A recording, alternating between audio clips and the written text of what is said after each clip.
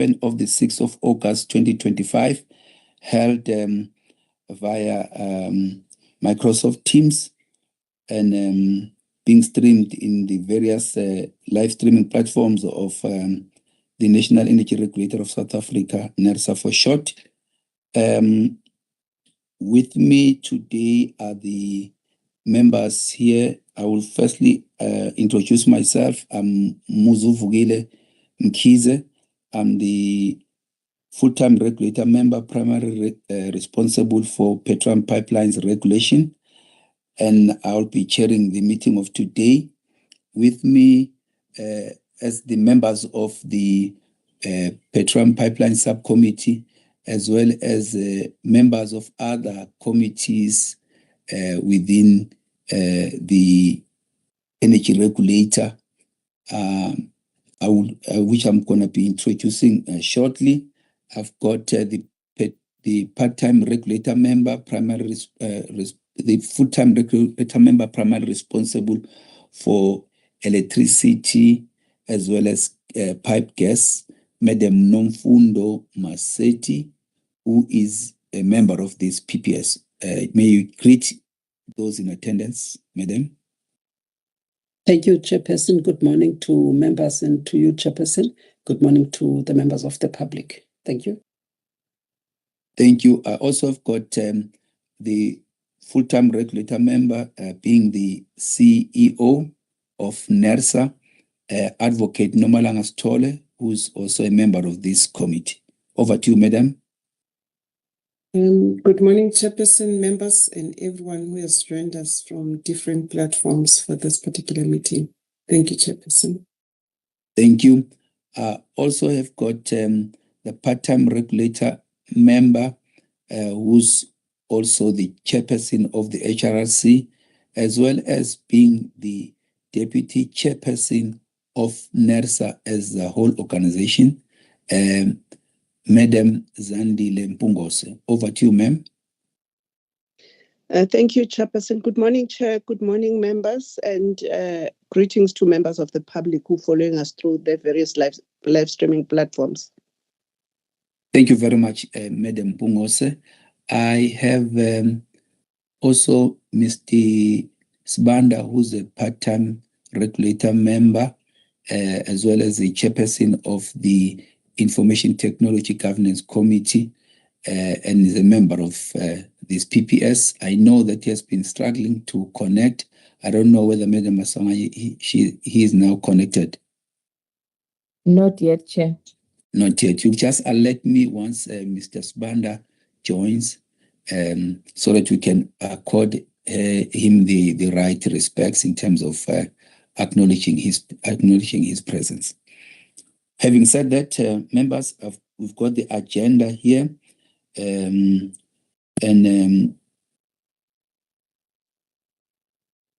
there are actually 5 substantive items to deal with, and we have.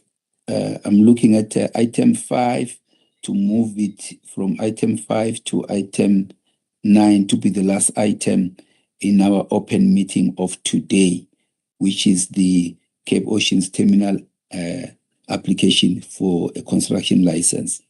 With that change, members, by show of hands, if you agree that we adopt the agenda with that change. Thank you, Madam Maseti. Thank you, Madam Mpungose. I don't see Advocate Stole's hand. Thanks, Advocate Stole. I also support the adoption of the agenda with that change. Members, moving to item 4, which is a declaration of interest. Please do fill in the declaration of interest forms, as well as management. Please assist in filling those forms. And from my side, I would also like to know if there's anyone that has got any interest to declare verbally so in this meeting. I see that there are no interest to be declared verbally in this meeting. But I want to also implore you, please fill in the forms and share them with the secretariat of this committee, being Madam Masanganye. We'll then proceed and go to what is now item 5, which was item 6, which is VOPEC South Africa Development Pty Ltd's application for the first amendment to the conditions of its license issued for the operation of Petroleum pipelines and a Petroleum storage facility in Jensen Park, Gauteng province. Over to you, Madam Mtwa and your team. You've got the 3 minutes. Yes, good morning, Chair and the members of the public. As you have introduced the subject, I will request Ms. Peladi Mahamata to then highlight the silent features to guide the members in terms of making a decision. Thank you. Thank you, Ms. Mtwa, and good morning, Chair and members of the committee and colleagues. Chair, as introduced, this is an application submitted by VOPEC South Africa Development for the first amendment to the conditions of its existing license for the operation of petroleum pipelines and a storage facility in Jameson Park. The amendment pertains specifically to the addition of 2 new storage tanks, each with a design capacity of 20,000 cubic meters, which will then increase the facility's overall license capacity from 100,000 cubic meters to 140,000 cubic meters. So this infrastructure expansion was previously approved by the energy regulator under VOPEC's construction license on 4 September 2024. And given the project value, which exceeds 100 million, but remaining below 1 billion, the authority to consider this amendment is duly delegated to the PPS. In terms of our assessment, Chair, two key issues were evaluated. The one being compliance with the construction license conditions, and the other being the capacity needs assessment. So on the matter of compliance, the project was found to demonstrate excellent performance to date. And as part of our due diligence, site inspection was conducted on 15 July, where it was confirmed that construction is not only ahead of schedule by approximately 2 months, but is also progressing within budget. And Chair, the budget utilization is shown on page 8 in figure 4, and it aligns with the submitted forecast. And Chair, all indications suggest successful and timely completion of this project. Chair, in addition, members will note that regarding the capacity needs assessment, that we simply reaffirmed the original analysis, which was done in 2024. And we found that the demand for that additional capacity remains valid. So basically, we did not reopen that aspect, but rather we verified its continued applicability, which was found to be firmly in place. And then as part of the current application, VOPEC was requested to reconfirm commitment of the capacity uptake, for which it indicated that several customers had entered into long-term contracts to support that expansion. And we could also confirm as well that majority of those customers are shippers of petroleum product through the transit pipeline, as recorded in the previous reporting period. And Chair, lastly, maybe let me highlight that one of our recommendations arising from the site inspection of July was that the construction of these tanks be included as part of a scope expansion or prudency assessment that is currently underway for this VOPEC facility, since this construction is nearing completion as well. And I believe that has been adopted by the tariffs team. With that said, Chair, we recommend that the PPS approves the first amendment to the VOPEC operation license by amending the license conditions to include 2 new 20,000 cubic meter tanks, approve the decision and the reasons for decision document attached as Annexure A, and approve the addendum to the license conditions, which is provided as Annexure 1 to the RFD. Thank you, Chair. Thank you very much, Madam Mahamata. I think we must also echo the commendation to the applicant in terms of project management in this regard. Project within budget and done well before the time, which is something really good and to applaud. And we also note that this licensee has also done well in terms of third-party assisting with regard to third-party access, as seen in the application. But other than that, members, if you've got any questions, comments, or guidance to provide to the team, the recommendation has been read out, but I'll just give you this opportunity by show of hands, please.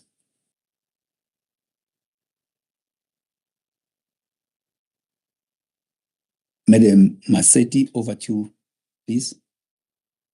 Thank you, Chairperson, and thank you to Ms. Peladi.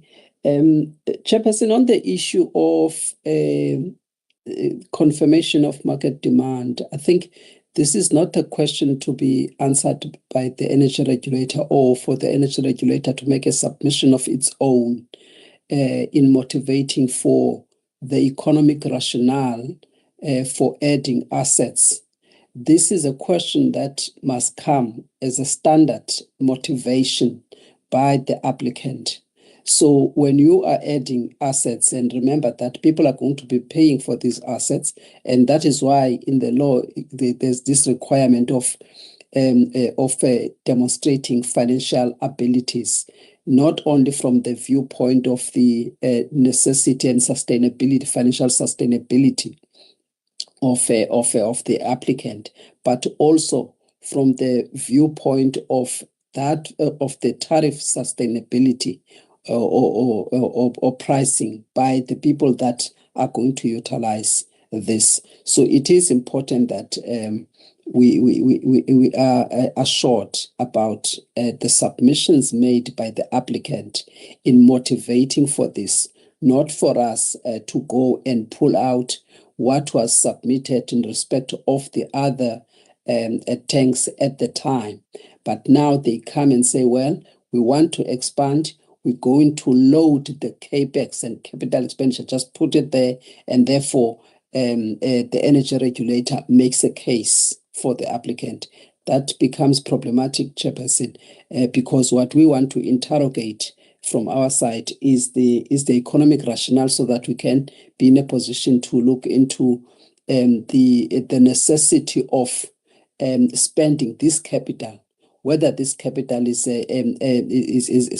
efficiently spent on this, or whether it is prudent to actually spend this capital, because we don't know whether there's demand, people that are going to utilize this. So I would encourage that PPR, in the context of prudency that they are overseeing, that such questions, they put them to the applicant if they have not been included in the application. Otherwise, it's a standard thing that they must provide that economic rationale for adding the capex and the utilization of that capex. I can see here is very different from actually the ones that they have looked at, because if you look at the tanks that were considered previously, the purpose of use is petrol.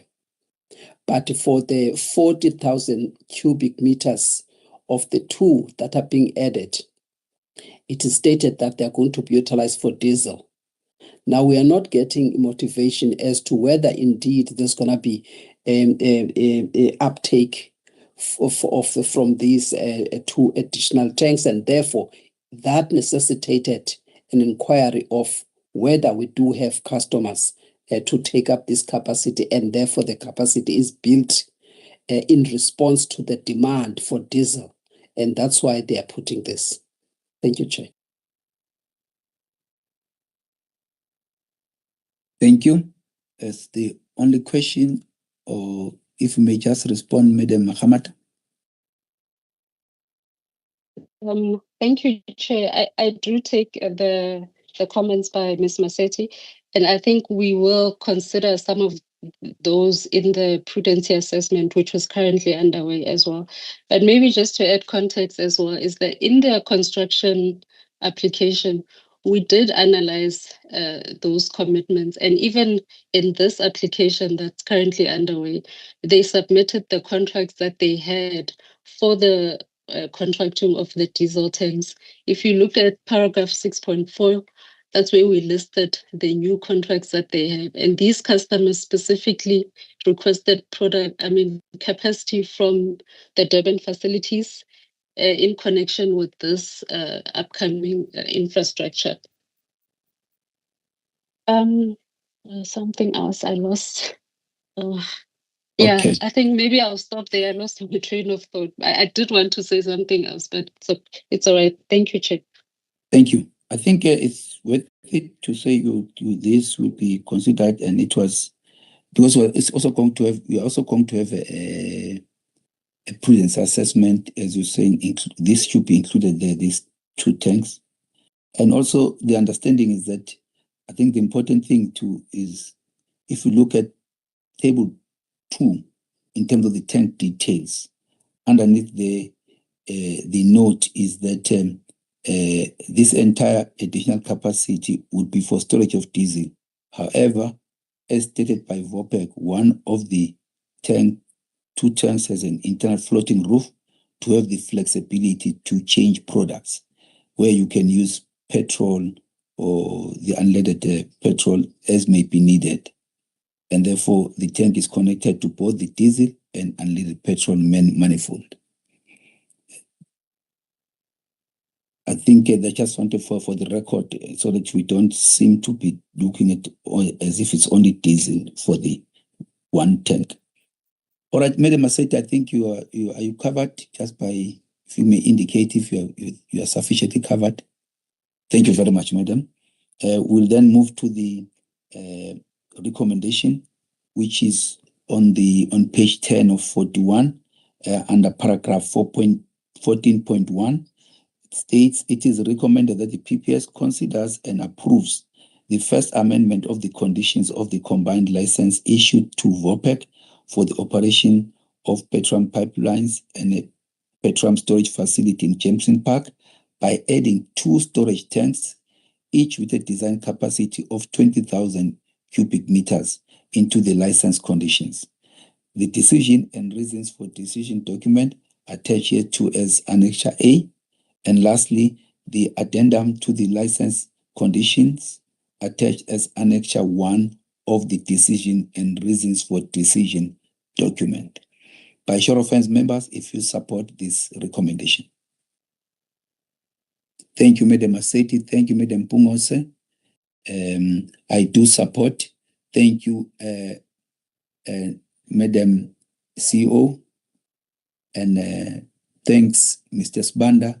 And just also want to take this opportunity to welcome you, Mr. Sibanda. I've introduced you to the members of the public in whilst you're still struggling to connect.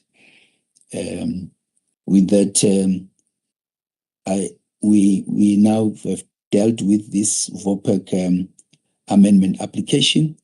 Thank you, members. We'll then proceed to look at the allocation mechanism for uncommitted storage capacity for FFS 10 Terminals Pty Ltd storage facility in the Port of Durban, KwaZulu-Natal province. Over to you, Madam Ian and your team.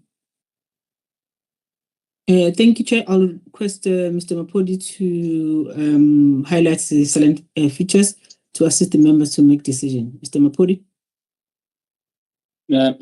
Thank you, Chair, and good morning, members and colleagues. The purpose of the submission is to request the PPS to approve the allocation mechanism for third-party access to the FFS Tank Terminals Pty Ltd Petroleum storage facility located at Port of Durban, KwaZulu-Natal province. The license was issued on 10 February 2025 with associated license conditions in accordance with Section 21 of the Petroleum Pipelines Act. FFS tank terminals allocation mechanism was assessed for compliance with all the requirements of Regulation 3.8 and meet all the requirements of Regulation 3.8. FFS tank terminals also stated in its allocation mechanism that the facility will be allocated to customers on the first-come, first-served basis by applying the use it or lose it principle as prescribed by the regulations. NERSA staff is of the view that the allocation mechanism meets all the minimum requirements as outlined in the regulations. It is recommended that the PPS approves the allocation mechanism for third-party access for FFS tank terminals, P2 Ltd Petroleum Storage Facility located at 55 Johnston Road, Maydon Wharf, Port of Durban, KwaZulu-Natal Province, and also approve the publication of the allocation mechanism on NERSA website. Thank you. Thank you very much, Mr. Mapoli. Members, any questions, comments, or guidance to provide to the team? By show of hands, please.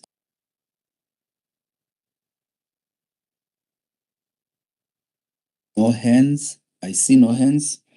And hence, let me take you to the recommendation, which is on page 9 of 28, under 14, paragraph 14, which states, it is recommended that the Petroleum Pipelines Subcommittee approves the allocation mechanism for third-party access for FFS tank terminals P2I Ltd, Petroleum Storage Facility located at 55 Johnston Road, Maydon Wharf, Port of Durban, KwaZulu-Natal Province, and also approves the publication of the allocation mechanism on NERSA's website. By show of hands, members, if you support this recommendation. Thank you, Madam Maseti. Thank you, Madam Pungose. Thank you, Mr. Sbanda. Thank you, Advocate Stolle. I also support. This concludes item 6, which is allocation mechanism for uncommitted storage capacity for FFS tank terminals storage facility in the Port of Durban, KwaZulu-Natal Province. We then move to item 7, which is Sasol Oil Pty Ltd's financial instrument on the financial provision for the rehabilitation of land for its 8 licensed facilities, whilst observing the confidential nature of some of the aspects of this application. Over to you, Madam Twa and your team. Thank you, Chair. Ms. Mahupela will assist in this presentation. Thank you. Thank you. Good morning, Chair. Good morning, members and colleagues. The purpose of this submission is to request PPS to approve the use of a bank guarantee as Sasol Oil's preferred financial instrument on financial provision for the rehabilitation of land for its petroleum pipeline storage and loading facilities. Section 1.19 of the delegation matrix approved by the energy regulator empowers the PPS to approve all matters relating to rehabilitation of land on which a licensed activity takes place. On 22 April 2025, Sasol Oil submitted its application regarding financial provision for its 8 licensed facilities with additional information received on 16 May. This is in line with Regulation 9 of the regulations. In terms of the guideline, a chosen financial instrument must be approved by the energy regulator before accumulated funds are recouped from the approved tariffs. Sasol Oil is proposing a bank guarantee as its preferred form of financial instrument, and the proposed financial instrument was assessed and is in line with the criteria stipulated in paragraph 4.3 of the submission. It is therefore recommended that the PPS approve the use of a bank guarantee as Sasol Oil's preferred financial instrument on which its licensed petroleum storage, loading, and pipeline facilities are built. The bank guarantee document is attached here to as Annexure A. Thank you. Thank you very much, Madam Mahupela. I would like to give members this opportunity to ask any questions, provide guidance, or comment on this agenda item. By show of hands, members.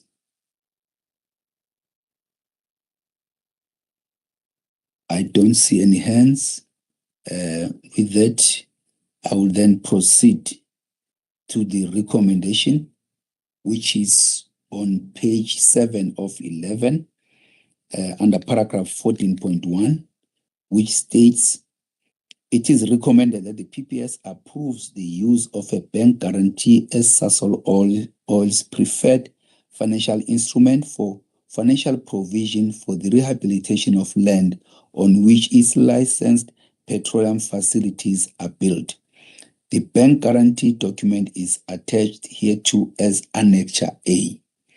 By show of hands, members, if you do support this recommendation.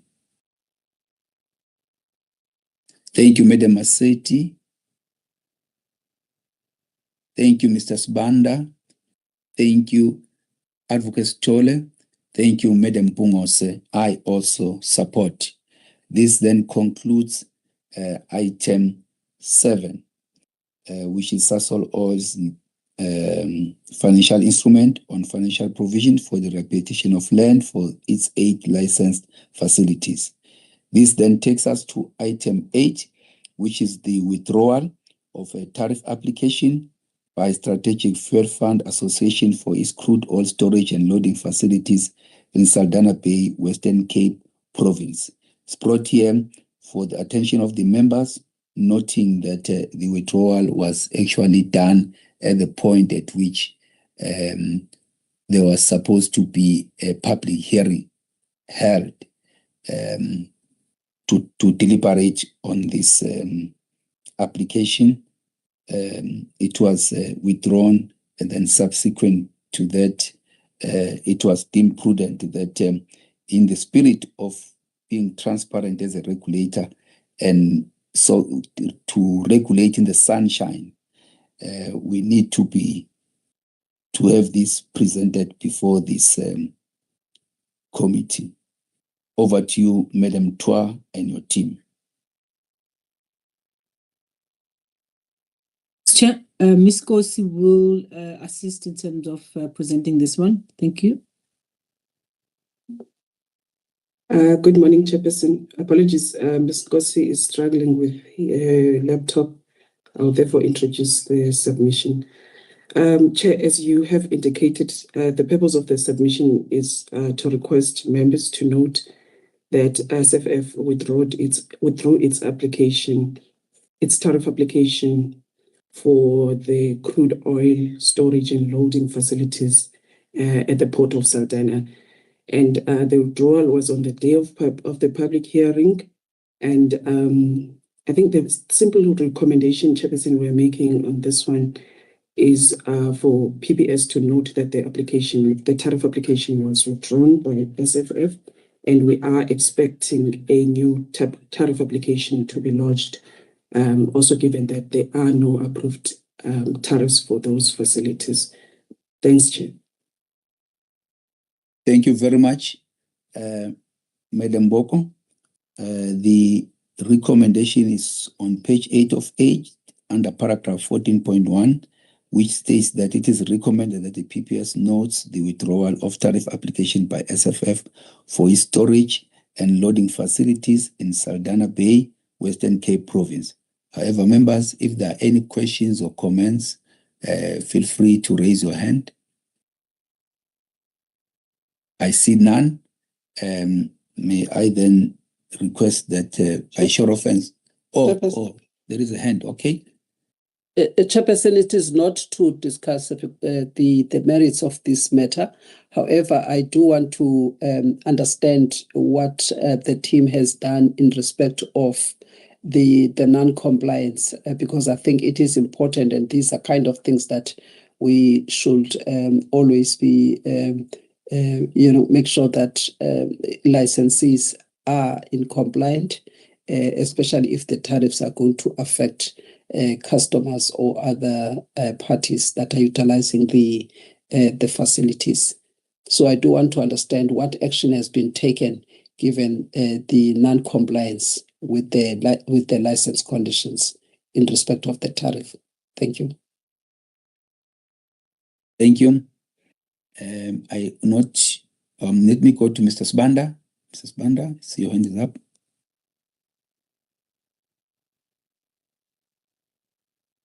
Yes, thank you, Chair. I don't have a question, and I do note the withdrawal. However, I guess it's along the similar lines that Ms. Massetti has raised. Just a concern. I think as a regulator, we really go an extra mile in trying to accommodate licensees and assist with compliance. But I think at some point we really need to draw a line, because the issue of the regulator not using its enforcement powers is becoming a big issue. And I think we need to get to a point where we hold licenses accountable for non-compliance. Thanks, Chair. Thank you very much.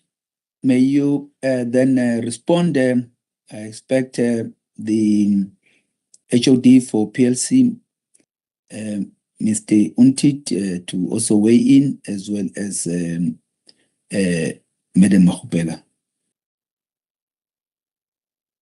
Over to you. Thanks, Chair. Let me start. We do have a compliance enforcement procedure which we have been using to enforce compliance by SFF with regards to the requirement for it to have approved tariff applications for its facilities. And as a result, members will note that there is a table just after paragraph 4.5 indicating the number of tariff applications that have been lodged by SFF over time, and the reasons why those applications were not approved. And we, even for it to submit this application that is now being withdrawn, we were enforcing compliance following the procedure we have in place. And yes, I do share the sentiments by members that it is not clear when it shall end, because once we start enforcing compliance, they do submit an application. And in terms of our requirements, if we have all the information we require for us to then assess the application, we do consider it adequate.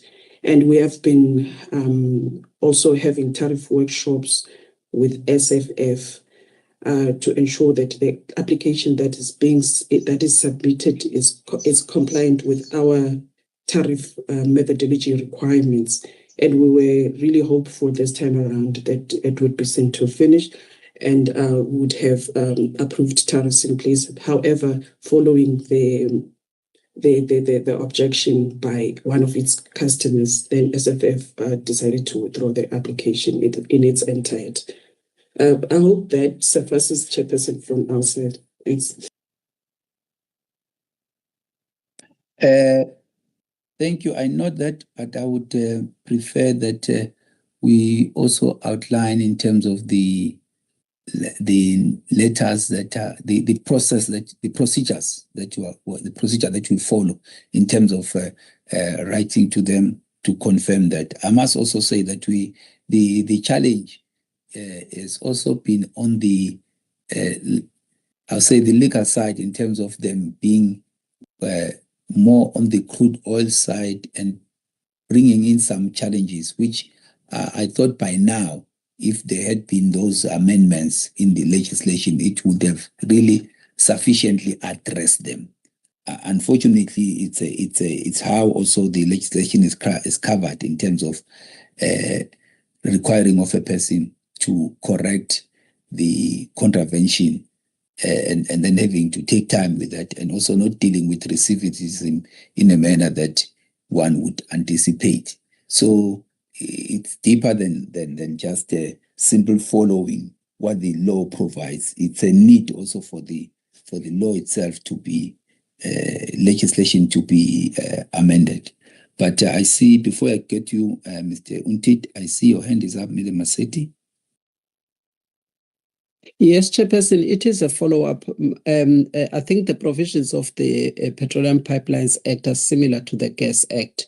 In as much as the first part of the section, I believe is section 25, sub 1 of the PPA, where it states clearly that we issue a notice of non-compliance, and then we give the party an opportunity to remedy the non-compliance. Now, the party has not remedied the non-compliance. The mere submission of an application does not remedy the non-compliance. So otherwise, this thing is going to continue indefinitely. We have the legislation that we have, so we have to enforce it the way that we have to enforce it. So it cannot be that every time that they game the system. Every time that we issue a notice of non-compliance or inform them about non-compliance, what they will do, they simply submit an application and it ends nowhere. Then again, when you say that you are still not complying with the law, then they submit an application, that application goes nowhere. So it cannot be like that, because then you are gaming the system. You game the system. So what needs to happen in this case, I believe that right now it's a withdrawal by this party. When it withdraws knowing that it does not have a tariff.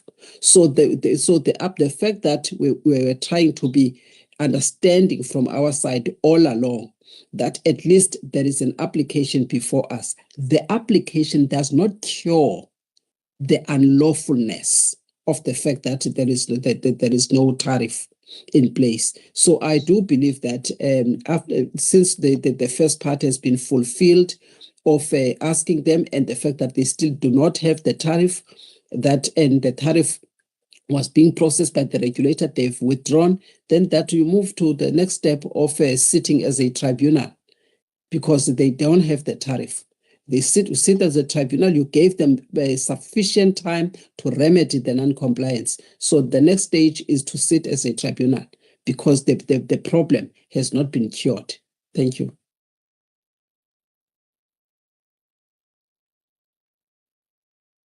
Thank you, Madam Massetti. As I outlined, that these procedures, and part of it will culminate in NERSA sitting, the ER sitting as a tribunal to address the matter. In terms of legislation, let's just follow the legislation as is, despite it being in a way one would consider it to be somehow cumbersome in this regard. But Mr. Untit, I'll give you a chance. Let me hand over to you. Your last Thank word. you. Thank you, Chair. I think you've indicated what I wanted to say. Maybe just to add, the procedure may be a bit lenient, and I think it is on the internal projects to relook at the PPR compliance procedure, which is a bit lenient. But then we will take the guidance that Ms. Massetti gave and yourself. We'll collate the information in terms of all the previous times this happened, and that will come to the committee then to then go to the next step in terms of the section 25 and tribunal procedures. So we take the guidance and we will then put that as an action item. Thank you very much, Mr. Untit. I take it that I've already read the recommendation into the record. Members, by show of hands, if you support the recommendation, taking due cognizance and sense of the comments already put forth. Thank you, Madam Massetti, Mr. Sbanda, Madam Pungose, Advocate Stole. I also support the recommendation of noting this withdrawal. This concludes this item 8, and then we go to item 9, which is Cape Ocean Terminals Limited application for the construction of petroleum storage facility to be located in Saldanha Bay Industrial Development Zone, and a pipeline connecting it to the berth in the port of Saldanha in the Western Cape province. Over to you, Madam Tua, noting that this matter was deliberated upon in a public hearing, which was requested by the applicant and only attended by the applicant as a presenter. And that there's this update in terms of Annexure 1 of which is the chairperson's report on the Cape Ocean Terminal public hearing of 1st August 2025. Over to you, ma'am, and your team. Thank you, Chair. We'll have Mr. Untit to present this application. Thank you. Thank you, Ms. Mtua. I will be, as the head of department. Good morning, Chairperson, members, national colleagues and stakeholders following the meeting via streaming. I am Martin Untit, head of department, overseeing this processing of this application, but with the core team being Mr. Mapoli and Mr. Sukapase. As indicated by Mr. Nkizi, this matter was the subject of a public hearing held on the 1st of August, and that was the document that was subsequently uploaded in terms of the report from the chairperson of the public hearing.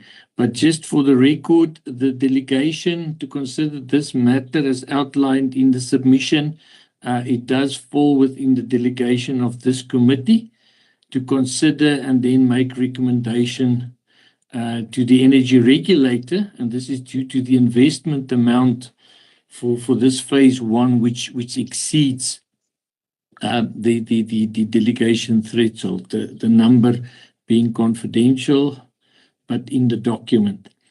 I think we also need to apologize for not being able to upload the document quicker, and also the need to put that we now need to finalize this being under pressure. We will also address that in terms of how this should not happen. The written response from Cape Ocean Terminal, as was requested at the public hearing, they were provided 7 days to provide it. They did, however, submit it just around close of business yesterday, and Regulatory Support Unit did upload that presentation that is also on the convene pack. I think we started preparing this document that you have after engagement on some of the matters and the directives that the members gave us to go back to the application, check what we received, and then also report on that. So that we've done in terms of looking at that. As I indicated, the latest response, then zooming into the table in the document that was provided, table 1 of the application. I'm not sure, Chair, in the interest of time, for the benefit of the members that did not attend, maybe just to say 1 or 2 things about the facility in the application. It is outlined in facility details on 4.2.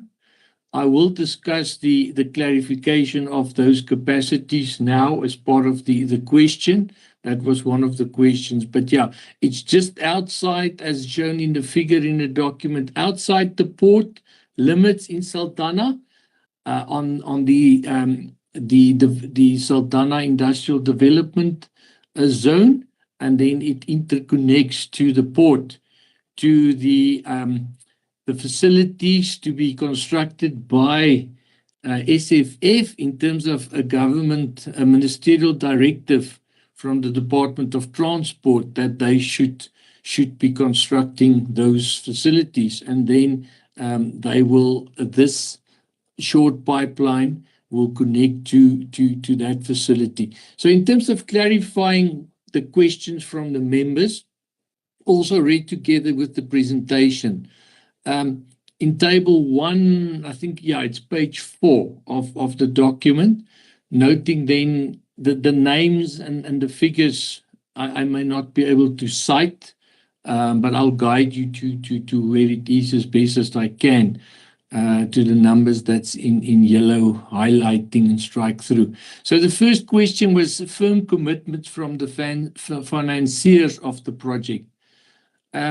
As Cape Ocean Terminal presented, and it's also in this at the public hearing and in their response, this is done on a project finance basis, and therefore that process applies. So there is a main lead funder, which is the party institution cited in terms of the debt. However, there's been different figures presented, and the latest that we received at the presentation was what that ratio is slightly changed, but the fundamentally it's the same. It's just the proportion within that, as I've indicated there, the percentage that's slightly changed.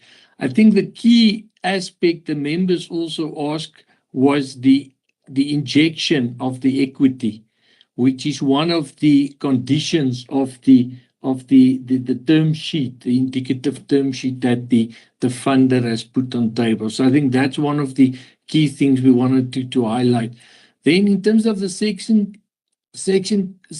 question on page 5 of that is section 16 says that of the Petroleum Pipelines Act, the applicant must demonstrate its administrative, financial, and technical ability. So the members indicated that there was my only focus on the financial abilities.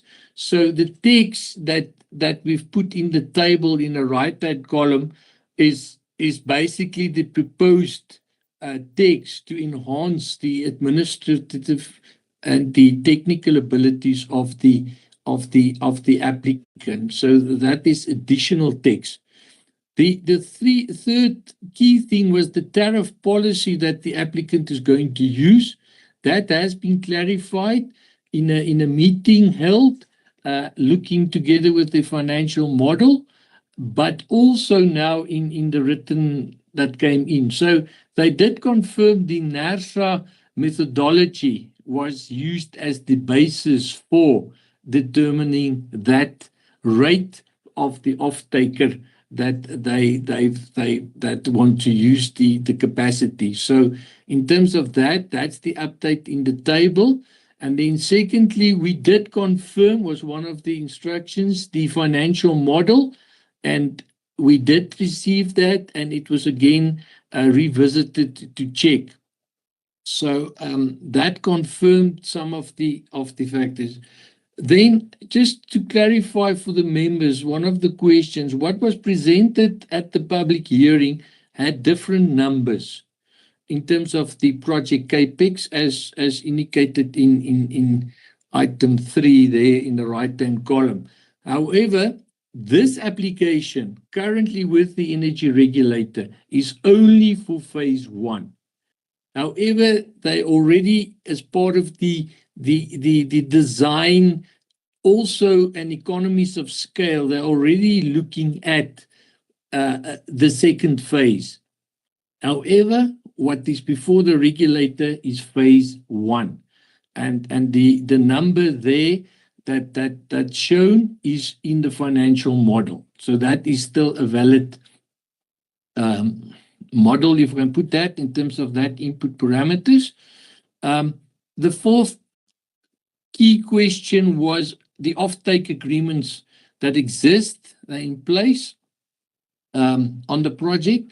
we have confirmed that in the application, and it was clarified. There is an off-taker. That off-taker, the expression of that off-take of that capacity is in the application, and it has been reconfirmed. The other names that was mentioned is further off-takers that will be part of phase 2 and or phase 1, but that will be additional to what is currently in the model. The fifth aspect, the question was, how do you suggest the regulator deal with the situation where the funders require a license up front?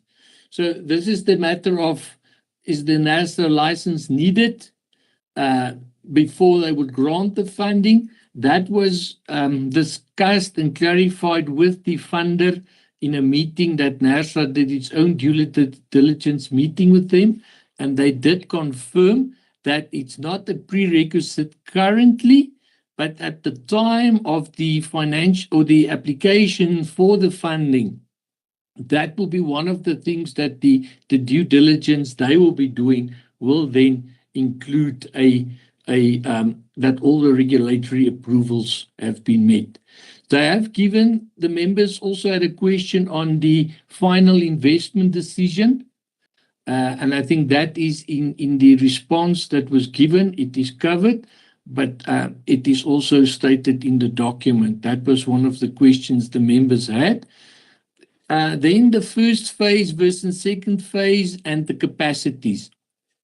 There are different numbers cited, as the members correctly indicated, and maybe it's just the way we've worded it or articulated that, and that will be part of the enhancement. But the figure in yellow on page, what's the table? Row 6 on page 7.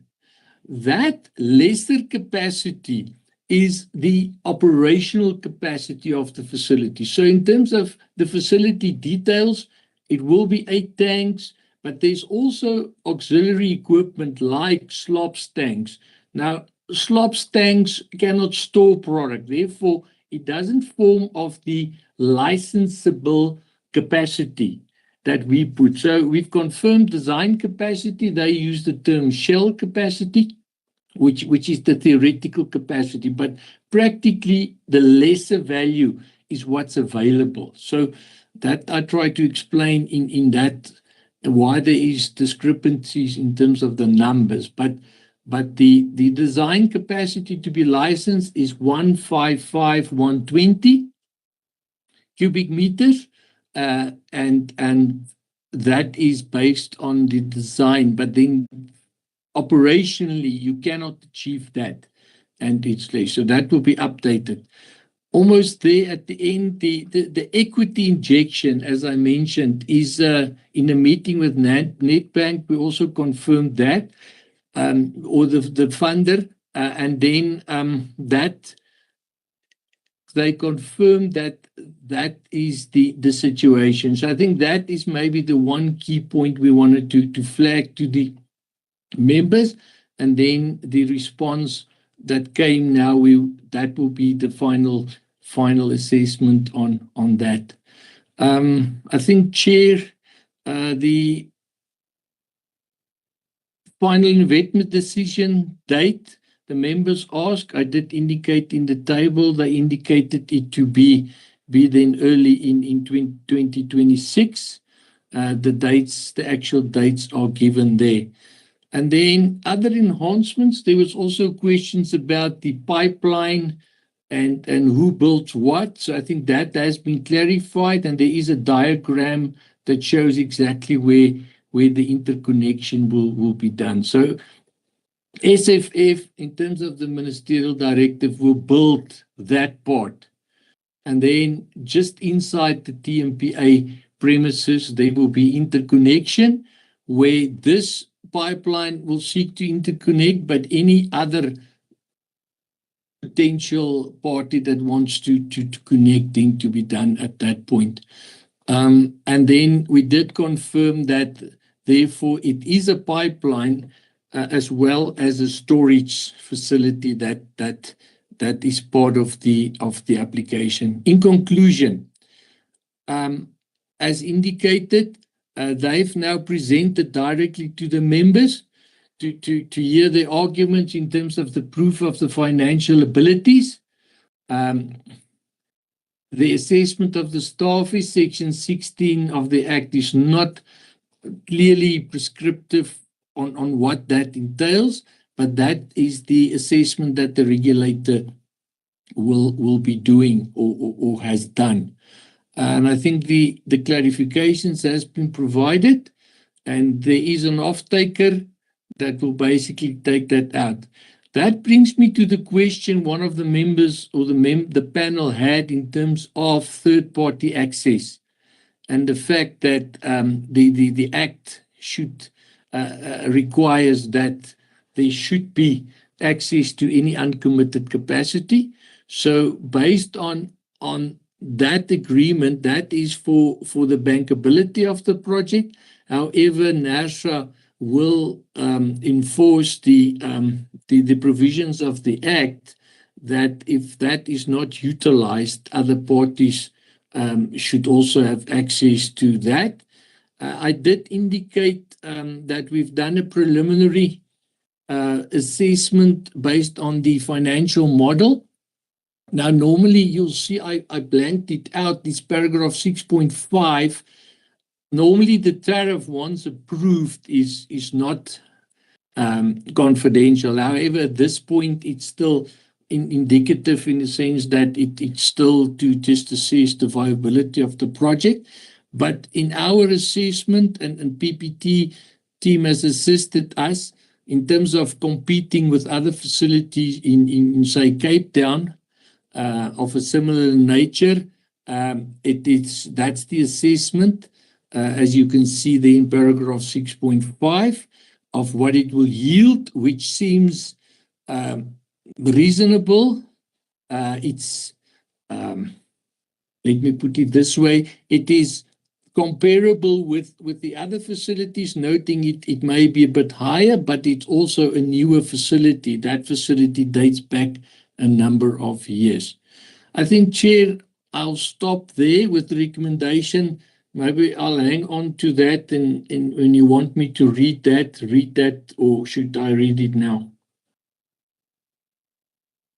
No, it's fine. Let's move on and get Mr. Sokapas if he's got anything to add, particularly with regard to the financial ability. Mr. Sokapas. No, I don't have anything to add at this point in time, Chair. Thanks. Mr. Ontet has covered. Okay, thank you.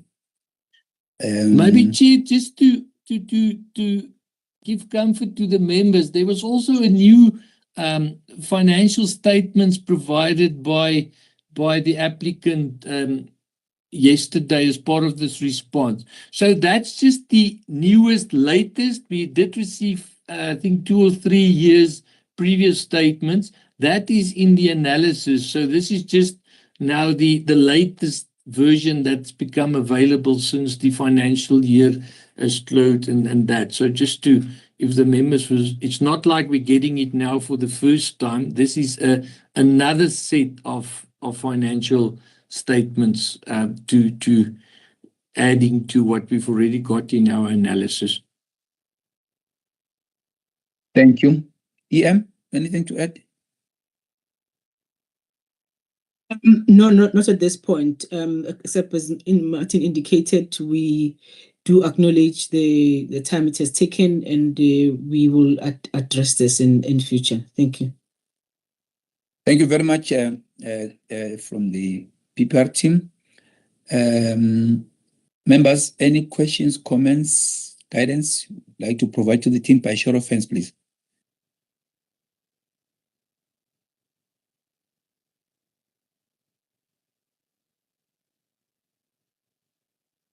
I'll go to Madam Pungose and then to Advocate Stolle and then to Madam Massetti, in that order, please. Thank you, Chairperson. We've noted the updated information as shared based on the information that the team has received after the public hearing, what I want to find out, have we received all the information or are we yet to receive additional information that is tomorrow? Would it be beneficial for us to wait for that? I think the due date is the 8th. Yeah, to get all that information so that we can make an informed decision. And also what I've noticed is that there is an offtake for phase 1 and phase 2. However, for phase 1, which is the current application, I didn't see the actual letter from the offtaker, save for the comment by the team. I could have missed it. If they can please help by directing me to that offtake agreement. And I've also observed that both the funders, the initial funder that had already, both of them had given those undertakings back in year 2022. However, the one had given a recent undertaking and an active interest in this particular project. The second one, we have now been told that yes, they are still on board. However, both of them are subject to due diligence. So what I just want to find out is, are we confident that, the equity funder is on board, and based on the information we have thus far, the project is likely to get the necessary funding to take off? And also, if the team can please point me to the off-taker's letter or of undertaking. Thank you.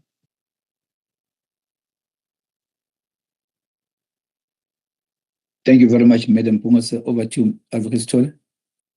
Thank you, Chairperson. Chair, I think my point is more or less linked to the funding part that Ms. Pungase referred to. On page 7, the response that we are given right at the bottom, it says that the funder of the amount, that percentage stated there, has indicated an interest or appetite. For me, when I read that, it doesn't seem as if it's a firmed up commitment to fund that particular percentage. So I'm not too sure, how is the team interpreting that? Does that indicate that that means assurance when the funder says there is an interest or appetite, because they've included it as well in their response? If they can clarify that for me, I'll appreciate it. Thank you so much. Thank you very much, Advocate Stoll. Over to you, Madam Massetti. Thank you. Thank you, Chairperson. Chairperson, my angle on this one, if I were to also just start with the issue of the funding, is just to understand on phase 1, the timing of the equity injection in terms of the construction of the project. That is important for me, especially if we're talking phase 1. So, and also because the debt component is subject to equity being deployed first. So if the equity has to be deployed and there's some sort of uncertainty around the equity, that then becomes a problem, because you need to start the project in terms of the construction. And also it is incumbent upon the applicant to indicate at what stage of the construction will they want to now tap onto the debt component, especially because the equity part is a small part in terms of the gearing in this project. So it's important that we firstly understand what, because phase 1, I couldn't understand it quite clearly. So it will be important that we are clarified what is the scope of phase 1. I couldn't get it. I read it, but I couldn't get it properly, like at a practical level. So the scope of phase 1, and then as they commence with phase 1, the construction on phase 1, and they start by deploying the equity portion, At what point will they then deploy the debt component? That becomes important, because then if we don't consider these things at this point, and then there are issues of project management and there are no funds and so forth, this then becomes a problem, because the license would have been there, and at the time of taking a decision, we are not certain about the viability of the project and the funding and so forth. So that's why these questions become important. And also understanding at what point then will the debt component comes in to assist with the completion of the construction project. That becomes important. And this also is key, because it may well be that the debt part of it, because it's quite, according to this project, is quite significant, and this kind of a project is a project that would have been driven through an equity. However, the debt component is quite significant here, and one wonders whether the financiers or the funders of the project would not want at least to be able to get to a stage where they would want to be certain about the tariffs, so that they limit the risk to themselves. So those are things that we really need to get clearly from the explanation by the team. The second thing that the team did not touch on, which we asked even during the public hearing, relates to the information submitted by the applicant insofar as technical abilities are concerned, given the fact that this is a new entrant, especially in also in that market. So we do need to get the clarification with regards to technical abilities, because that is the significant requirement in terms of the Act. That is the second thing. The third thing, Chairperson, is just the key, the things that the team must look carefully into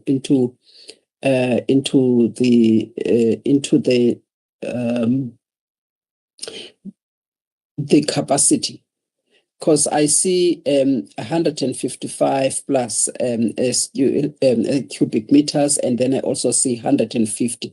So if you can just clarify, because even in the RFDs, there are tables talking to 150 and the others talking to 155,000 cubic meters. So it's just important that clarity be made. And if you look at starting from paragraph 4, although it's in the covering submission, and then you look at that, there's an emphasis made to say that the design capacity, and you look at the number of the tanks, it comes to 150,000 cubic meters. However, you also see in the RFDs in a number of areas, there's mention of 155,000 cubic meters. If we can that can just be clarified, because it cannot be that from the word go, the operating capacity is right as 150,000 cubic meters, which is reflected as such now in the document, that from the word go, there will be 150,000 cubic meters operating capacity. Can you please look carefully at that? And also just the team, in terms of the dates on page 14, for instance, paragraph 4.1 is on the RFDs. There's some of those things, if they can be checked thoroughly, the date cannot be on 17 March 2027, the energy regulator considered. So 2027 is still far, so we have not considered anything from our side for 2027 and so forth. If those things can be checked. The other, Chairperson, another significant point to be made from my side is on the market demand. It is important that at the time of taking the decision, we are certain about this issue of the off-takers. how much capacity. Even if we don't have to mention the names and so forth, for as long as the team, we've got information and there's a certainty with regards to the off-takers of the capacity and at a viable level. Because if it will be of no, I think it will not be good for us if we only have one off-taker, and that one off-taker will be is committing to take up to say 10% of the capacity, and then that does not give us an opportunity to make a thorough assessment of what is going to anchor a project of this magnitude if one looks at the capital expenditure. So we do want to see at least quite a significant capacity being utilized so that it can be able to anchor the project. Now, we are not getting from the submission and maybe the packaging of the submission and also from the team to give us assurance to say, regarding this phase one, the scope of phase one, now we do have so much capacity that is going to be built in terms of phase one. Out of this capacity to be built for phase one, X amount of this capacity will be utilized after commissioning. They're not telling us how much capacity will be utilized or be operational capacity during phase one, so that we can then be able to understand in terms of the tariff viability, because there's also mentioned that the tariff is quite high if one calculates this. And that issue of the financial ability is not only just terms of the project that is built, but is also from the viewpoint of the tariffs. So I'm not getting that aspect, which needs to be clarified. And also, then if say there's only going to be 40% of the built capacity that is going to be operational or to be utilized, then we will have to then ask as part of the decision and information that the applicant, or if once they are licensed, the applicant then must submit a capacity utilization profile so that we can be able to see the time horizon for taking up the spare capacity and also building up in phase two, so that we can be able to see the economies of scale, because it's of no use then if a smaller capacity is utilized and then people pay a lot of money for it, and then you wait for too long before the remaining capacity is utilized. That would not be something that we would like to encourage. And then the last point is also on the demand, Chair. You will recall even during the public hearing, and the question was raised, where the applicant has not undertaken any market analysis, and also there is this issue of feasibility study to be undertaken. So the information that was presented before us is outdated information that goes to 2023. And that information that they've presented is mainly focusing on the regional market, as if they are only looking at the regional market as opposed to the local demand. So that for me, it did not. I was not happy with it. So that's why if there are no off-takers and commitments in terms of the anchor customers for this project, and then at the same time the market information is not sufficient, is looking at some regional market demand, that there's a possibility by the mere fact that the facilities are going to be located in the IDZ zone. That does not guarantee demand. So we need information that substantiates the demand and the utilization of these facilities. Thank you, Chairperson. Thank you, Madam Massetti. Over to you, Mr. Sibanda. Thank you, Chair. Just a few quick questions. So I think during the hearing, the applicant sounded very confident of its financial model. And so I wanted to check with the team whether the team is still of the view that there are issues with the applicant's financial model. And then secondly, we also heard from the applicant that the indicative term sheet is a living document. So despite the fact that it is a couple of years old, they indicated that it is a living document and will be superseded by whatever agreement they enter into with the financiers. I wanted to check whether the team has verified that and are comfortable that the indicative term sheet is still relevant and it is a living document and therefore does not need to be updated. And then regarding the updated financial statements, I wasn't quite sure whether these relate to the just the equity partner or also the applicant itself, because I think in the application we've got statements that up to 2023 or somewhere there. So I think we need to have the most recent information from the applicant and the other partners as well. And then I just had a small issue in the RFD, and I think it's the part that deals with the preliminary prudency assessment.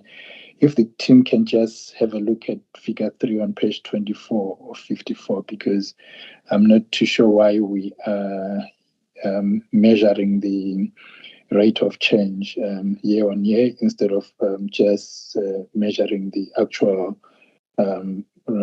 rates, whether it's the GDP or inflation or repo. I don't know why we depicting or showing the percentage change. The percentage changes actually instead of the actual rates. Thank you, Chair. Thank you, Mrs. Banda. Tim, if you may please respond. There are overarching matters that talk to the issue of the financial ability, the technical ability, the market demand linked to the overall viability of the project, the issue of the take-or-pay contracts with the prospective clients, and the soundness of the information provided, especially the financial model, as well as the term sheet and the contract, the financial statements provided, their relevance.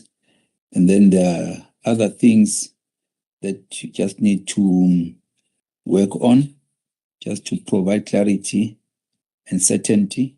Particularly one looks at the figures regarding capacity, clear delineation of design versus operational capacity, and also consistency with regard to that. The correct dates being put in the document in terms of further enhancements. Clearly delineating the scope, phase 1, when you move to phase 2, and what will trigger those. If you may just respond, I'm just trying to provide broad categories of what was asked. But if we may just respond to all these questions, over to you, Madam Twino team.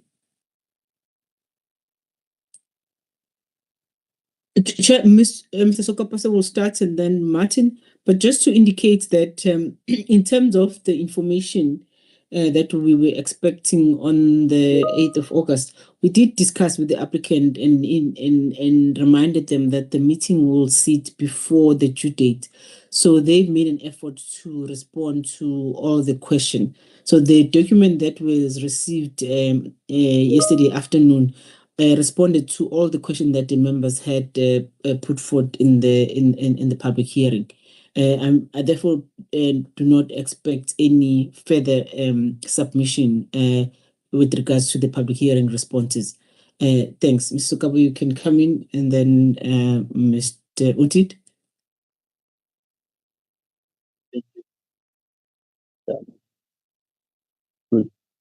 Good morning to the members once more.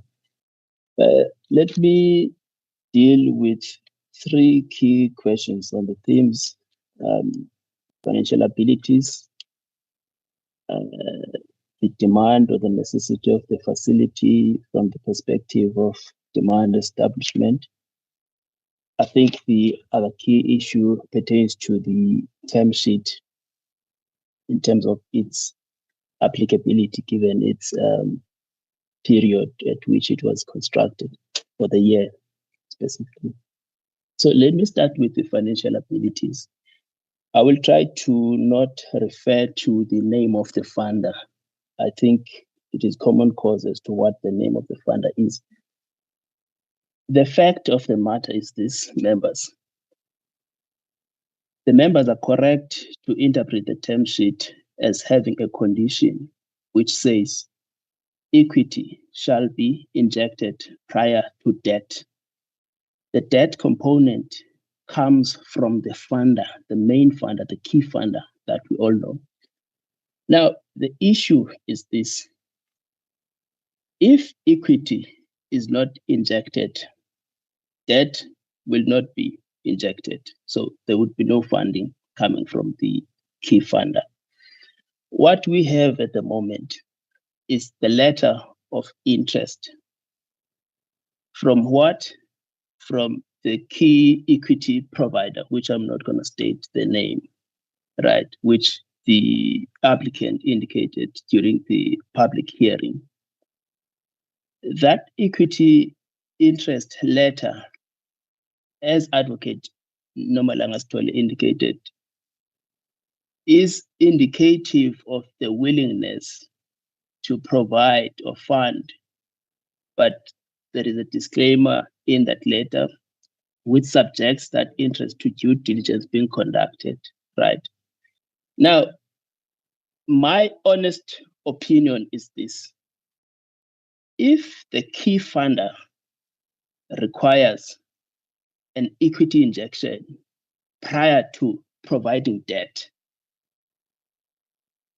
they should be accepting that letter of interest to satisfy exactly that, if it was having that level of significance, to the extent that we may rely on as giving us confidence that equity shall be indeed injected. That is my honest opinion on this, and I'm saying it independently. Now, let me then move to explaining the risk aspect of this. The key funder, we all know, is risk averse. They evaluate risk in their own level of analysis. What I personally thought of this is this. NERSA should position itself at the risk level that the key funder is positioning itself. The key funder is saying, without providing the equity injection, I, as the funder, not going to fund this project. But let me move without overemphasizing this point. The positive thing about the necessity of the facility is this. On paragraph 5.18, where 5.16, where we deal specifically with the establishment of customer demand. We do state the name of the customer. We also do state that this customer is having an intention to take the entire operational volume capacity, which we state the numbers there. So maybe just to direct the members to have confidence in that, that is something we have established. And I think Pilati has shared the letter in the chat. Now, let me then move to the macroeconomic analysis. So the macroeconomic analysis was our own due diligence to check whether or not the macroeconomic environment does support the facility from a demand perspective, in addition to having establishing it from a customer demand perspective. We have shown that there is a forecasted increase in the products to be stored in the facility that the applicant intends to construct, and there is positive aspect in that respect. Then the other question which Mr. Sibanda raised, which I think it pertains to the percentage change instead of the actual.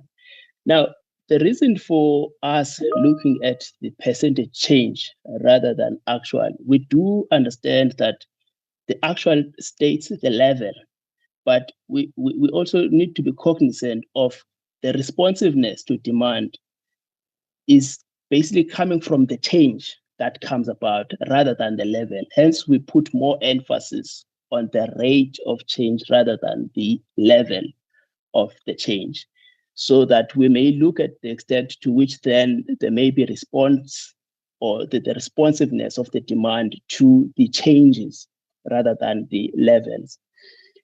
And then in terms of the term sheet, we had an engagement with the funder, the key funder that I think the members are quite aware of, that I won't indicate the name. The funder did indicate that the term sheet will have to be reviewed, and it means it needs to be updated. Because number one, there has been changes in terms of prices. There may be because of inflation adjustments, and also even the financial model will also have to change. Coming to the issue of financial model, that's what the funder said. And we had a meeting with COT, the applicant, on this, and they were preparing a financial model that they would be presenting next week to the funder, of which the one they gave to us, they said is still relevant, does not need to be updated. That's what they said. Let me then pause there. In case I left anything, if the colleagues can please come and chip in. Thank you.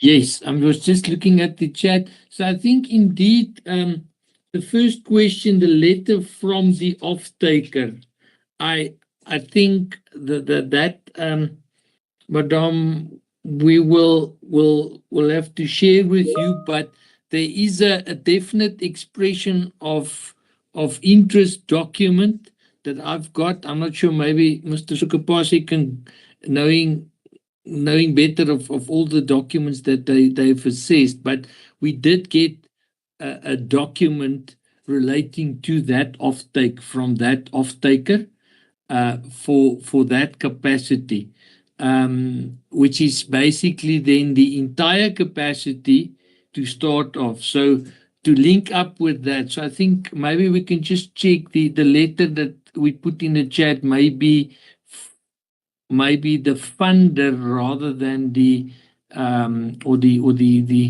the equity partner rather than that. But we'll see if we can quickly put it in the chat for you in terms of the off-taker. There was a document.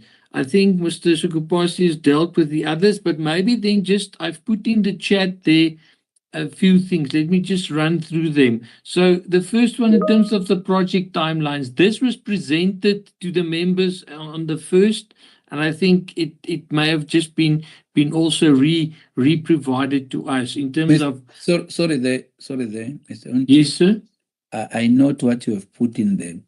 but just the importance of observing confidentiality with regard to operational capacity. And I think what you have put in there, members may read on the meeting chat, where you indicating that there is a design cap. Then there are also slopes that must be removed as they are licensable. Slopes, they will deal with the treatment of whatever, the collection and probably subsequent treatment of whatever a product that is not necessarily pure or has been somehow contaminated or diluted. And then you still then also have tank bottoms, which would be more like the tank fill, which is not considered to be part of what is actually used in operation, which then will bring you to some operational capacity. And it is taken that the off-takers, they would contract on what is operational, and if you've got a take-or-pay contract, that becomes the anchor customer to ensure the project moving ahead. And that when it is done, the role of the entity that Madam Asset has put there is also off-taker, and that should be clarified. And I think the issue of equity being injected has been clarified by Mr. Sokapase regarding also the timing of the debt component being deployed. And looking at us being live here also, we just need to be sensitive to those matters. And if that letter you can email it to the members, I think it would be much better. I'm just trying to make sure that on the side of confidentiality, we are on the right. I will leave it at that. You may continue then to explain, because there's this issue of demand in the region, demand nationally, and what the off-takers have committed to, but also from our side being there to ensure that we don't allow this anti-competitive exclusivity clauses in the contracts. Some of you might be aware that there was that kind of a situation which we had raised, and it ended up with the Competition Commission with one licensee and the client thereof, which then ended up with that relationship being severed because of that. And we consider those to be contrary to the provisions of the Petroleum Pipelines Act and being anti-competitive and therefore not allowed. So that is how you deal with the issue of being able to provide for uncommitted capacity to be utilized by third parties, because you cannot just rely on the third parties coming in, especially at the start of the project. You need to have that anchor or anchors being your off-takers that have signed. And I think as you are talking, Mr. Untit, you need to indicate the level of certainty that is required at the stage of the project, because no off-taker will then bind himself in the sense that he's not going to buy from anyone else in the meanwhile. It's subject to your project being successful, I will be contracted to you. So I'm saying that those are some of the things that you need to, when you explain, to be able to give comfort to the members and for them to then decide which way things should go. I'll leave it at that. Thank you. Over to you. Continue. Thank you, Mr. Mkhize. I think you've if the members saw what I've put in the chat, I think Mr. Mkhize has has elaborated on that in terms of that is maybe the one that we haven't discussed or responded to yet was the comment from you, Ms. Masetti, in terms of when this will happen and what percentage. So just to restate, the dates was presented. I did also put that in the chat book. That was in the presentation at the public hearing, but it is Q1 of 2020. No, just get the date here. It's in the submission there, but the off-taker number one, which we will then try and put the letter or provide to you. They will be taking that from day one, from the facility starts, and they will be the anchor tenant to make this bankable in terms of that. But then there's other off-takers, and the party that you mentioned in the chat is then a potential another off-taker, but that's not part of the model. It will just be extra, adding to that. That if they do come on board. So if I'm just to be clear, they will be taking off the capacity, the full capacity from day one of commencement of operations. I trust that the date I think was presented. I'll also try and just put it in the chat box now. There was something else that you now said when was just saying.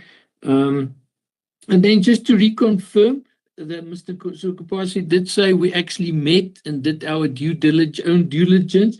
And then in the documents that was circulated, there was an updated letter of both funders. So the text that we had in the original submission still referred to 2022.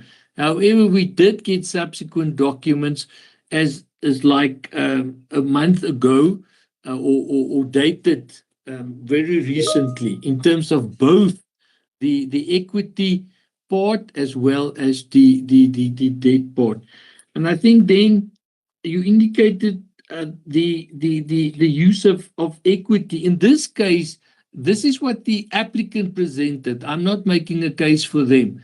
In the public hearing, they presented that they are not going for the option where they will be using equity. As a new entrant, they will be using the project financing model. That is what they presented, and it's in the presentation there. Therefore, they will rely on this means. So the equity injection has to come in. And I think that is maybe one of the concerns that we as staff flag, that injection is a condition of the funder, what it requires. So I think that is the key thing that needs to be complied with to ensure that this whole process to financial close can proceed. And then as I put in the chat box, there's 2 due diligence reports that the funder requires. The applicant has to pay for it, but they get their own accredited or the parties they want to use to then do the due diligence on the legal aspects and the financial aspects. And those 2 reports is then what will go with in terms of the funding application and to finalize that. And I think at that point, that will then be the check where the equity, if that is a condition, well, not if, it is a condition of the funding proposal by the funder, then that will have to be in place. So, sorry, Mr. Mkhize, I think the other question was the relationship between the two companies. So this also comes from their presentation. So the financials, I think it was Mr. Sibanda. So the financials, we got 3 years. We've analyzed that, and that is in the submission. And I think we were of the view they are capable of funding that portion. Mr. Sipapasi can just remind me if I remember correctly, but it's in the document. This is just now an extra set of the most recent applications that came. The requirement was for 3 years, and this is now just an extra one. But basically, the holding company basically 100% owns the Cape Ocean terminals, which is the applicant. So in terms of the injection, it will be injection coming from, and I don't think that name, well, I'm not sure if it's confidential, but I put it in the chat box in terms of the holding company of them. In terms of the technical partners, this was also presented. I've put it in the chat box. Some of those we've checked is parties which is used by many of our licensees. So I don't want to mention names, but the ones I've put there or they've put there, we can confirm that most of those is typically used by other state-owned entities and other national licensees, and in our view is got the abilities. And then, as they've indicated in their presentation and in their financial model, the OPEX, when they get to that point, will include to sign then agreements to contract that to these, if I may use the word accredited, or reputable service providers in terms of the actual operations. But we did propose the additional text to address the concern raised about technical and financial abilities. And I think in the submission, subject to what the members now guides and decides, is then we'll have to make sure that all of that goes into in the submission that has to go to the next level, subject to what the members may now decide. So, Chair, I'm not sure what I've missed. Apologies. Is the capacities clear? I note the RFD dates. We will fix that. I think Mr. Sipapasi did speak to the market demand. I'm not sure if the members are fully covered, and I think that letter of that funder is maybe then the one matter that I'll see if I can quickly get hold of that and put into the chat. Not sure if I've answered your questions. I note that just if you can just touch quickly on the technical ability, because if you've got an EPCM contract, then you're looking at actually getting the right people with the requisite skills to assist in the construction, because as the operator, you would not necessarily be best placed to do that. But then you can look at the Caponato to be able then to weigh in terms of assisting with the operational side of things. Just to talk on that as a team. Technical ability. Ms. Makumata, I'm not sure. Let me just try to find the text. If you want to assist me there, otherwise I'm going to go to that in the table in the document that was submitted, the public hearing report. That is the proposed textual enhancements. Let me just quickly find it. Yes, Chair, if I may, we know at this stage the EPC has not yet been appointed. That role remains vacant for now. But in the engagements we did have with the team, they said that the selection will be done prior to the FID, but then that appointment will only come post financial closure. And then based on, the historical construction projects, even the item we discussed this morning, which was the first item, the EPCs only come in at the latter end. And generally, the license holders will always outsource that activity. I think it's on page 5, the proposed text that we added with regards to technical abilities. Thank you, Chair. Thank you. I please just assist then with the emailing of the letter that you said is confidential and cannot be shared here? Please. Yes, the letter was emailed to patients. Ms. Mtwa did indicate in the chat that it was emailed. And maybe just to add for the comfort of the members, we discussed this with the funder. The EPC, there's a list of people that they look at. So you can't come with Martin Enterprises as the EPC if they, so that's part of the due diligence check, that even the funder, because it's risk averse, will even assess who's put forward. But then the final matter, as Ms. Makhamata has indicated, is then come close to the financial close or investment decision, where they then actually will. So there is a process. They've already sent out documents. They solicited inputs from the market.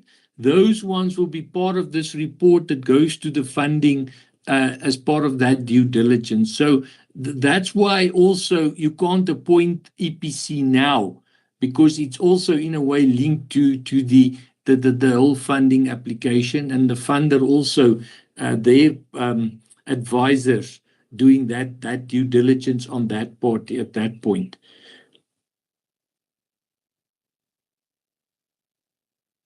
Okay, noted. Members, any follow-up questions? Clarification needed?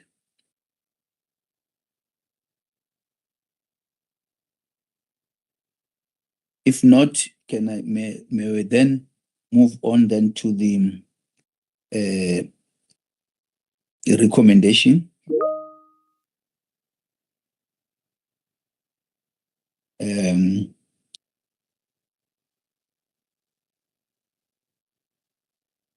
Which recommendation is on page 7 of 54. It is recommended that the Petroleum Pipeline Subcommittee considers and recommends to the energy regulator to approve the application by Cape Ocean Terminals Pty Ltd for a combined license to construct a petroleum storage facility to be located in Saldanha Bay Industrial Development Zone, and a pipeline connecting it to the berth at Port of Saldanha, Western Cape Province. Secondly, approve the decision and the reasons for decision document attached here to as Annexure 1, and the license.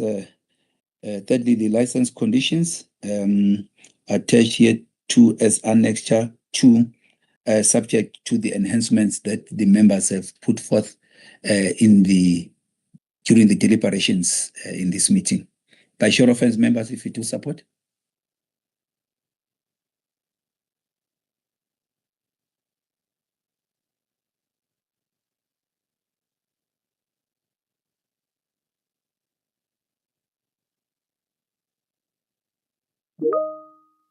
At the moment, I don't see any hands. Just like Chair, to can get... I ask a question?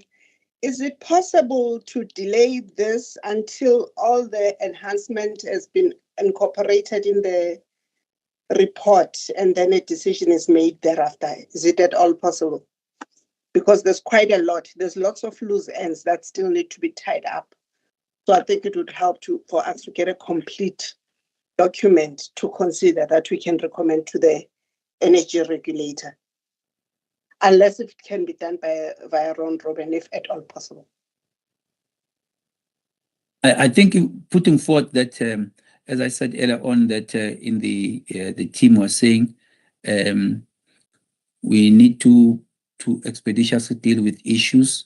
So from what I'm getting, if the proposal from your end is that you be given time to engage on a document that has been updated with the enhancement that have been discussed in this meeting, and then we get it approved via round robin. Maybe based on what you have just said, can I rephrase or put forth a suggestion or proposal to members to say we enhance the document gets enhanced, and then the enhanced document is shared with the members for approval via round robin.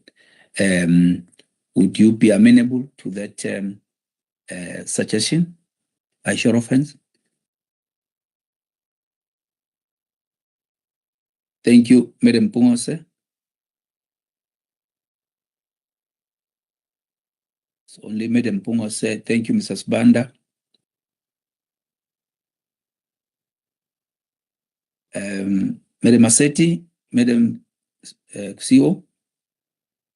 Chairperson, due to these uncertainties, I'm not sure if maybe we could request to be assisted. I think it's a governance issue, but I think this is one of those matters that will require us to discuss rather than to approve via round robin to the ER, so that we avoid a lot of questions being asked at that stage, especially with all the uncertainties and things that are subject to due diligence being undertaken and so forth. Now, we can't ask those questions and what is the update once the matter is at ER. So I would rather request that maybe a special meeting. I don't think that it will be too much to ask for a special meeting on this matter. It is quite important. It's a new entrant, and there are these gaps that we discovered. So once that information is analyzed and the submission is ready, I will suggest, Chairperson, that a special meeting for this matter be considered. Thank you, Chair. Thank you. Chairperson, I second what Ms. Massetti is saying. It's an important matter of a new entrant, and we do want new entrants to come into the industry. However, there's a lot of information, especially on the financial side, that we do not have comfort in. It will rather be best to be discussed in a special meeting rather than a round robin. And hence my secondment of what is being proposed by Ms. Massetti. Thank you. Noted. Mrs. Banda and Madam Pungos, because although we will go the voting route, I always prefer that we deal with things and we find some consensus. And the issue here, there's agreement that the document needs to be enhanced based on what has been put forth today. And then the question is, do we go round robin route or you go the special meeting route? If you are just your comment on that one, special meeting, I'll start with you, Madam Pungose, and then Mr. Swanda. I'm happy with the proposal, Chair, because we'll be able to engage on the item, on the enhanced item. Thank you. Thank you. Mr. Sibanda. Chair, I think it's a reasonable request, and I would support that. Thanks. Thank you. We will then go the special meeting route, and with the document is sent back for enhancement, and then upon enhancement, then RSU will assist Secretariat in terms of scheduling of the special meeting to deliberate on the document. We leave it at that. Thank you. Then this concludes item 9, which item will be dealt with in the special meeting to be arranged by RSU in conjunction with the PPR team. With that, members, I would like to thank you. Thank management and staff for all the hard work that you do behind closed doors. I would also like to thank the members of the public that are following us through the various live streaming platforms.